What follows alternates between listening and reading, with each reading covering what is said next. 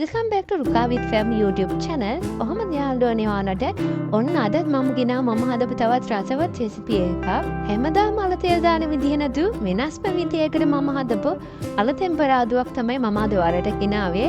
ඇත්තටම මේ ගොඩක් රසයි. මේක රසපාලකට මට හිතෙන දෙයක් තමයි කෙහෙල් කොලේ බත් එක්ක මට කියාපු රෙසිපි එකක්. අවශ්‍ය ද්‍රව්‍ය මම description box එකේ දාලා තියෙනවා. ඔයාලට එතනින් බලා ගන්නත් පුළුවන්.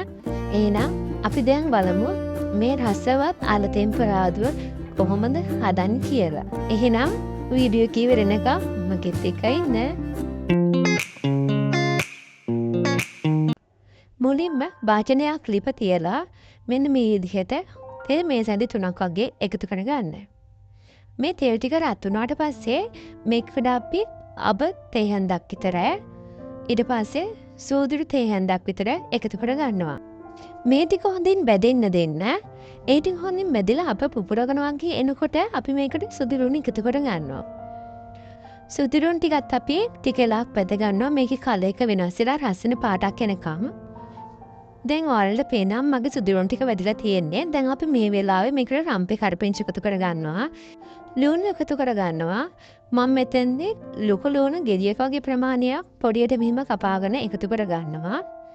ඊට පස්සේ අම්මිරිස් කරල් දෙකක්.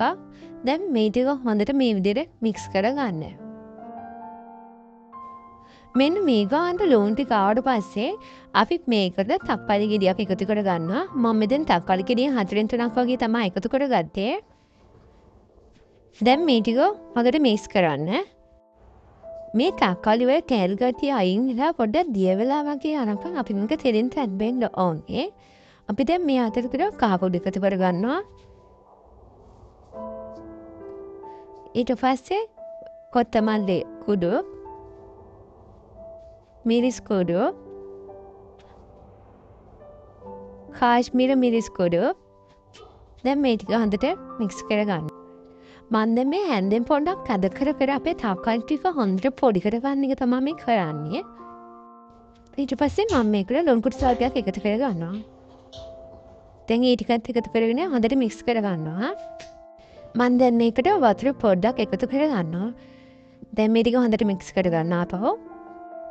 මික්ස් කරගත්ත මේ මිශ්‍රණය දැන් අපි විනාඩි 5ක් විතර වහලා තියා ගන්නවා. මේ අතර මම මෙතන අලගිරි දෙකක් තඹගෙන අරගෙන තියෙනවා. දැන් මේ විනාඩි 5කට පස්සේ බලන්න දැන් මේකේ ග්‍රේවි ගතිය අයින් වෙලා තියෙන්නේ. මේ ගානට තමයි අපි මිශ්‍රණය එන්න ඕනේ. මම දැන් මේකට අලකතු කරගන්න. මේක හොඳට මික්ස් කරගන්න. මේ වෙලාවේ ඔයාලා අලගෙඩිය පොඩ්ඩක් කාලා බලන්න ලුණු වැඩිද මේකට කියලා. මගේ නම් ලුණු ගාන්න තිබුණා. අවසානයේදී මම මේකට කොත්තමල්ලි කොළ එකතු කරගන්නවා. දැන් අපි අර තෙම්පරාදුව හදලා ඉවරයි. මේ බලන්න මේක වෙනස් විදිහකට අපි හදව. ඇත්තටම මේක ගොඩක් රසවත් අල තෙම්පරාදුව. ඔයාලත් හදලා බලන්න. ඒ රස මාත් එක්ක ෂෙයා කරගන්නත් අමතක කරන්න එපා. ඉතින් මේ වීඩියෝ එක නරඹන්න ඔයාලට ගොඩාක් ස්තුතියි. ඔයත් මේ වීඩියෝ එකට කැමති නම් ලයික් එකක් දාන්න. යාළුවන්ට ෂෙයා කරන්න අමතක කරන්න එපා. ඒ වගේම subscribe button එකත් press කරගෙන යන්න. එහෙනම් තවත් අලුත් වීඩියෝ එකකින් හාම වෙනවා. සුබ දවසක්.